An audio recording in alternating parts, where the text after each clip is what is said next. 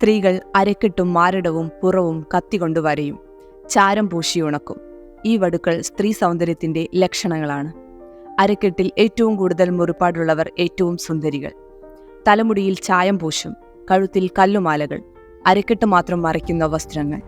തെക്കൻ എത്യോപ്യയിലെ ഒമോ നദിക്കരയിലാണ് കാരോ ഗോത്രവർഗക്കാരുടെ താമസം. ആകെ 2000 പേരെയുള്ളൂ, ആണും പെണ്ണുമായി. ആഫ്രിക്കൻ ഭൂഖണ്ഡത്തിലെ ഏറ്റവും ചെറിയ ജനസംഖ്യ. പുരുഷന്മാർ കൂടുതലായും മുറിപ്പാടുകൾ ഉണ്ടാക്കുന്നത് നെഞ്ചത്താണ്. കത്തികൊണ്ട് മുറിച്ചുണ്ടാക്കുന്ന ഓരോ വരയും കൊന്ന ശത്രുക്കളുടെ എണ്ണമാണ്. ഇത്തരം വരകളുള്ളവരാണ് ധീരന്മാർ. ഇവർക്ക് തലയിൽ മണ്ണിലുണ്ടാക്കിയ തൊപ്പി വയ്ക്കാം, തൊപ്പിയിൽ തൂവലുകൾ അണിയാം. സൗന്ദര്യ സങ്കല്പങ്ങളിൽ ജീവിക്കുന്നവരാണ് കാരോ പുരുഷന്മാരും സ്ത്രീകളും. സൗന്ദര്യം കൂട്ടാനാണിവർ മുഖത്തും ശരീരത്തിലും ചായം പൂശുന്നതും പച്ചകുത്തുന്നതും. കരിയും വെളുത്ത ചോക്കും പാറപ്പൊടിയുമെല്ലാം ഇതിനുപയോഗിക്കും.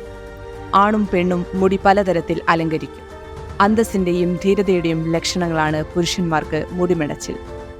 മുന്നിലേക്ക് മെടഞ്ഞിട്ടും പിന്നിലേക്ക് കെട്ടിവെക്കും. ശത്രുക്കളെയും വന്യജീവികളെയും കൊന്നുകഴിഞ്ഞാൽ അതറിയിക്കാൻ പ്രത്യേകതരം ശിരോ അലങ്കാരങ്ങളും പുരുഷന്മാർ അണിയും. മാലകളും കഴുത്തിലണിയും. പെണ്ണുങ്ങൾ തലമുടി പറ്റേ വെട്ടി ചുവന്ന ചെളി തേച്ചു പിടിപ്പിക്കും. വിവിധ നിറങ്ങളിലുള്ള മുത്തുകൾ കഴുത്തിൽ കെട്ടിയിടും. വിദൂര ഗ്രാമങ്ങളിൽ നിന്നുള്ളവർ പോലും ഒരിടത്ത് സംഘടിക്കും. പുരുഷന്മാർക്ക് സൗന്ദര്യ പ്രദർശനത്തിനുള്ള വേദിയാണിത്. ഇവിടെ വെച്ച് ഇവർ കാമുകിമാരെയും വധുക്കളെയും കണ്ടെത്തും. അതിനു മുൻപ് കാലി മത്സരത്തിൽ ജയിച്ചിരിക്കണം. നിരനിരയായി കെട്ടിയിട്ട കാലികൾക്ക് മേൽ വീഴാതെ ചാടിക്കടക്കണം. തോറ്റാൽ പെണ്ണ് കിട്ടില്ല. തെക്കൻ എത്യോപ്യയിലെ ഒമോ താഴ്വരയിൽ ഇത്തരത്തിൽ 1 ഡസനിലധികം ഗോത്രവർഗങ്ങളുണ്ട്.